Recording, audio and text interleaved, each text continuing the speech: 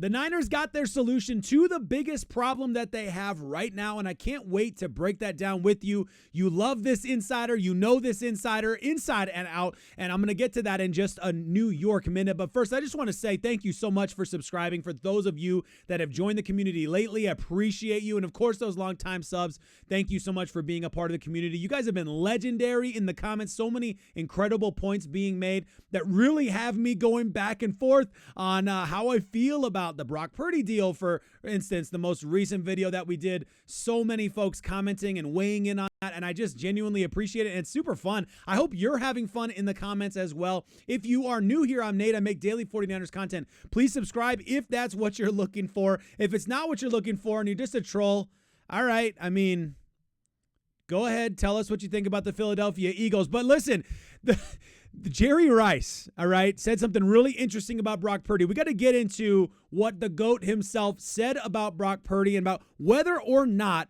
Brock Purdy can improve, whether or not he can improve. Can he get better? Because I think this is a fascinating aspect of the conversation, because when you look at a guy like Josh Allen, okay, who everyone's comparing Brock Purdy to, and it's just absolutely ridiculous. It's outrageous right now. We have no business trying to compare the two right now, because we're talking about completely two different guys, two different skill sets, two different mindsets, and maybe it's fresh in our mind or whatever, but I want to get to what Jerry Rice said, and then I swear, like later in the video, we're going to get to the biggest problem I perceive right now the 49ers have, which is a pretty major problem, really. And we're going to get to that biggest problem and get to kind of the insider revealing truth about how we should be thinking about that big problem. And I think you'll feel better after all of this. But of course, as always, if not, let me know what you think in the comments. Or if you are feeling better, let me know that you think that too. But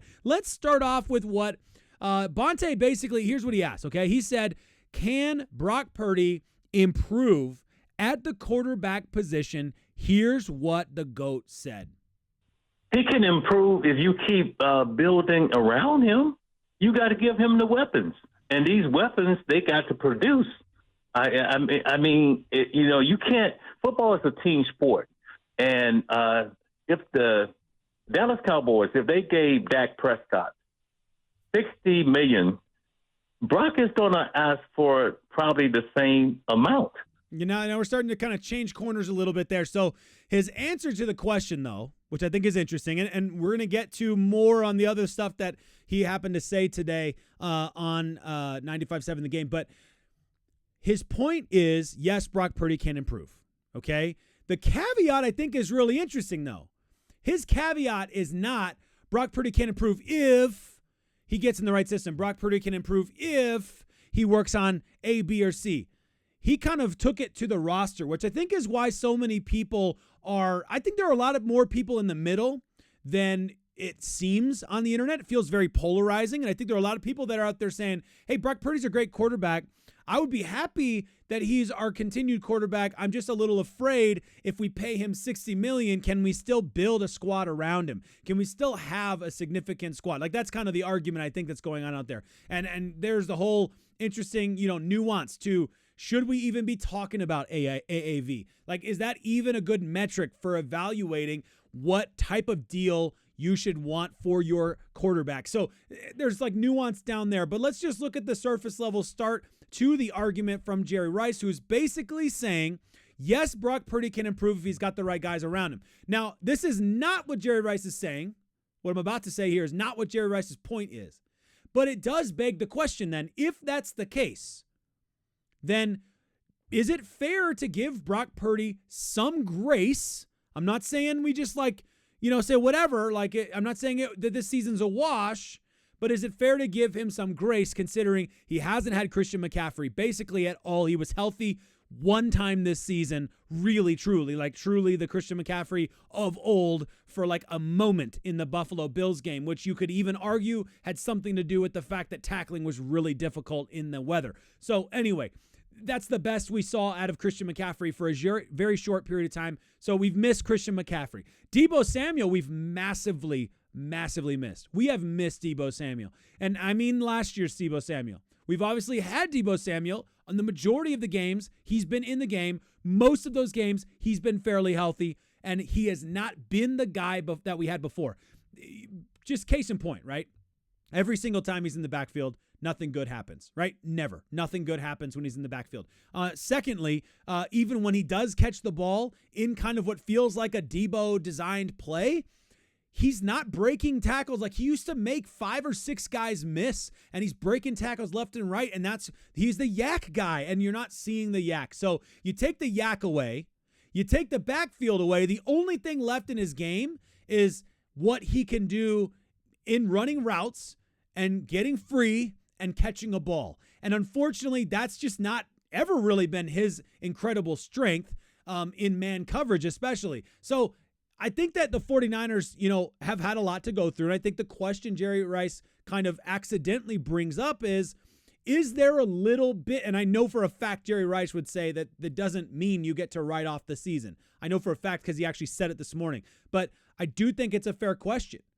If you're going to say Brock Purdy can get better with the right guys around him, then do you say some of what happened this season, at least to some extent, you give him some grace, that Brock Purdy's had a lot to deal with, a lot of different people to throw to. He hasn't had his number one receiver in Aiyuk, and he's had lots of, huge change in not having Christian McCaffrey.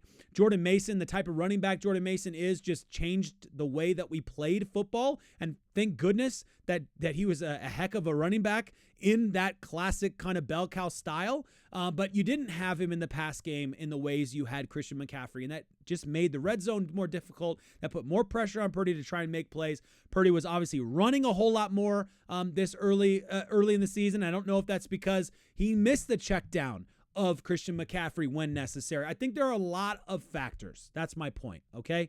Now, is it fair to give him grace? I think so. Is it good enough when it comes to payday time? No. You have to weigh those things all together. But let's get to the next piece here, because I did not catch this. It happened like right before I posted the video yesterday, unfortunately, that Tom Pelissero went out there and said Brock Purdy's going to be asking for money. So, there was a fair question out there. A lot of people were saying like, oh, Brock Purdy's going to take a pay cut in order to get the right guys around him. Brock Purdy's not the type of guy who's going to demand top of the market, whatever. Well, according to Tom Pelissero, he is going to demand top of the market. And who knows what top of the market even means? It's fair to say, like, we don't actually even know what that means. I don't think most players care about AAV. I do think some do, especially wide receivers for whatever reason. But, the only thing people care about when it comes to AAV players is where am I at compared to everybody else? I don't think Brock Purdy is the type of guy who's like, I want to be number one, highest paid quarterback in the league. I don't see that. He could be that way. What I see happening, this is just my personal take. You let me know what you think in the comments. Here's what I think is happening. Brock Purdy's got an agent. The agent's job is to make him money. The agent's job is to take a cut, or the agent's payment is to take a cut of that money. So the agent, of course, has an incentive to get Brock Purdy and himself the most amount of money possible. And there's nothing wrong with that. I don't have any problem with guys wanting to get paid. They play a dangerous game. Look at Brock Purdy and the injuries he's already had and the shots that he's taken, like the one a couple weeks ago where he almost broke in half. Yeah, I would understand why a guy like that is like, dude, I'm putting my body on the line every single day. I just think it's fair that I get a fair market value. And I would not imagine Brock Purdy's out there, saying to his agent, I want to be the highest paid quarterback in the league. But I do imagine that in those back and forth conversations between Brock and his agent's saying, dude, you deserve to get paid whatever you are worth right now. And this is where you stack up in the quarterback hierarchy, wherever, somewhere around here. And he's probably overshooting that a little bit and putting him real high up on that list. And he's probably saying, this is what you demand. And the thing that will be really telling is how the contract gets negotiated throughout the offseason. That will be the most telling thing to me. It's not about how much money Brock asks for, quote unquote. I think they're always going to ask for the most. In general, I don't think that you're going to see guys on their very first payday, 24 years old, looking to take a pay cut for the team-friendly deal. That's something that guys who are veterans who've gotten their big money deals multiple times are doing, right? That's just my take. Let me know what you think in the comments. I'm totally fine if you want to disagree with me. As always, you guys have been legendary lately in the comments. I've been having a lot of fun reading your guys' takes.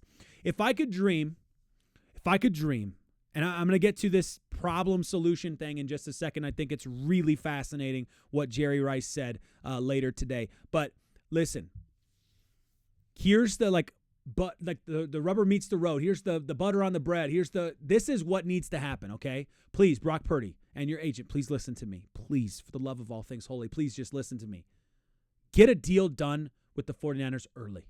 Just get a deal done with the 49ers early. I don't care if you have to take a step forward toward the middle and the 49ers have to take a step forward toward the middle and you say, hey, we'll come to here if you'll come to here, right? Like, whatever. I don't care how this has to work, but goodness gracious, we could really do with an offseason of security where we have our guy locked down. We know who it's going to be. We know what we're doing going forward. We have a plan, and we're able to work around that plan. Because the last thing we need right now is another stinking holdout that goes all the way into training camp or into the beginning of the season, and you definitely can't have that with your QB1. And I hope Brock is smart enough to recognize that he doesn't have that kind of demand. I think the 49ers hold all the cards, like by a long shot. But just for our heart, it would just be so nice. All of us, I'm sure you're with me right now, 49ers fans. I think you're with me. Please, just get it done early. Okay, let's move on. The big problem, the biggest problem I think the 49ers have learned in the last couple weeks, last 4 weeks especially, is that we have a huge offensive problem. We saw it at the beginning of the season. We've seen it all season long in the red zone. And the efficiency numbers, the DVOA, there are some good things out there that make you think, I don't know, we're just a few things away from everything clicking and being great. I really believe that. However, the offense is a major problem. And we saw last week and the week before that our defense can play at a high level. And we've seen in moments that our offense can play at a high level. I think it's fair to say right now, my biggest concern is not for the defense, because I think that's going to be solved in free agency and the draft. Honestly, I think the defensive line needs a little more support, needs a little more help. I think we could use another linebacker depth, put D. Winters in there as the next man up, but we need some more depth at linebacker. We need some more veterans around there.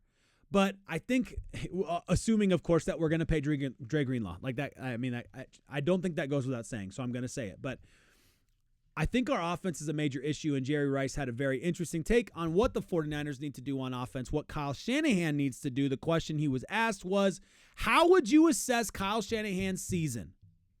How would you assess Kyle Shanahan's season? Here is Jerry Rice on his Kyle Shanahan assessment. It's been a rocky road, man. It's been highs and lows, and I think it's exactly what Steve Young said. He got to reinvent himself. It's like defense coordinators, they catch up to you. They know your scheme and stuff like that, and if you don't do certain things, they're going to take away the strength of your offense. So okay, let's pause there for a second. So he goes with Steve Young's quote from the other day, saying that Kyle Shanahan needs to reinvent himself, and says that basically they've got you figured out, Kyle. Defenses have got you figured out. So I want to ask you a question. Like a genuine, let me know in the comments, because I'm really struggling on this particular point. I don't know what I think. I'm standing on the fence on this. If everybody were healthy this season, if everybody were healthy, okay, you've got Christian McCaffrey. I'm not going to say Deebo Samuel's playing better than he is because he's been healthy. So I'm going to say Deebo's exactly as he was this season. You got Christian McCaffrey and you have Brandon Aiyuk back in the lineup. Would we be sitting in a place right now, obviously better than we currently are, but would we be sitting in a place right now saying defenses have figured us out?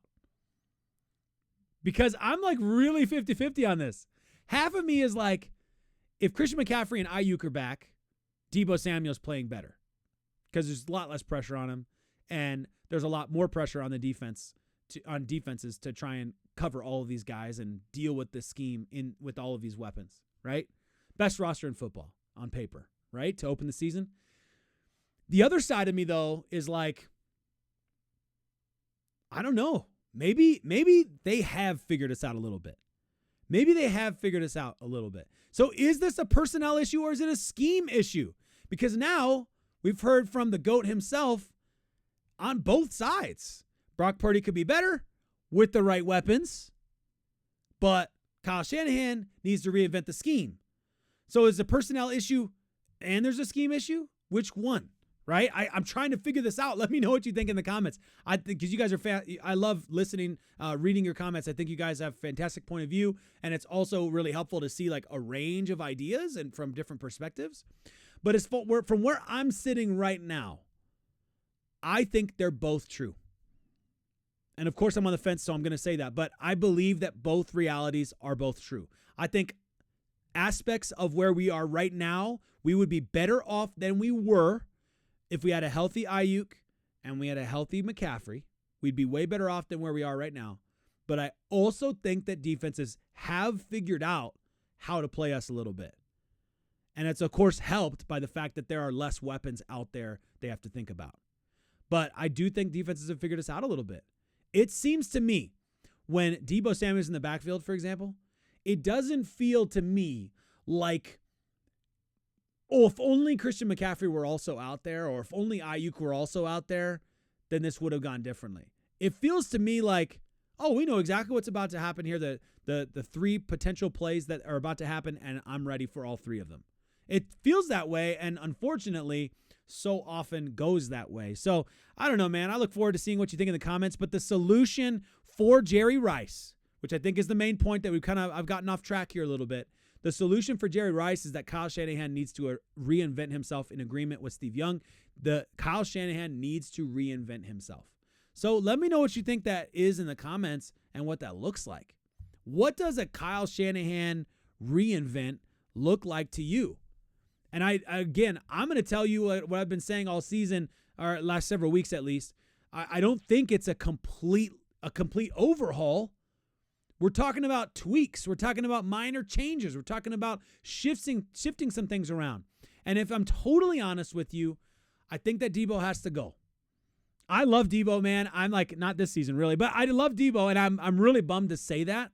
But I think what Kyle needs is he needs some different personnel with some different skills. Like, I want to see Jacob Cowing out there. You guys, we have seen so little of Jacob Cowing, and what we saw in preseason was so promising, and early and a couple times in the season. I really want to see him out there because I think he's going to be a nightmare to tackle. You remember what Demo said about, I almost said Deebo. You remember what Demo said about trying to tackle Cowing and how difficult he is to tackle? His shiftiness, his speed, how low he carries his body. So I would love to see some of these other guys out there. I would love to see the 49ers go out there and make some slight personnel changes, not complete, because I really like a lot of the guys that we have. I would like to see some changes just to see, even if it means just drafting somebody. I'm going to throw a name out there. I'm not saying the 49ers need to go out there and get him. I don't think they can get him. I'm not saying to go out and here and get this guy, but I'm saying a guy like a Travis Hunter who brings a different type of skill set and athleticism that is he's just different. And playing against him would be difficult. I don't know. Something like that, right? Let me know what you guys think in the comments. Goodness, this video has gone a lot longer than I intended, but I think that the solution, folks, is accurate. I agree with Jerry Rice. I agree with Steve Young. Of course I do. What am I going to disagree with them? Like greatest of all time status, I'm going to disagree with them. But it makes sense, right? Kyle Shanahan needs to make some changes. He needs to make some shifts. I'm hoping that some of that shift is a personnel thing because I think that would open up some fresh game planning for him to just have some different skill sets. That being said, if we improved our offensive line and our defensive line, we're going to be all right. I really do believe that. If we improve in the trenches, we're going to be all right. Let me know what you think in the comments. Appreciate it. Hope you have a fantastic day.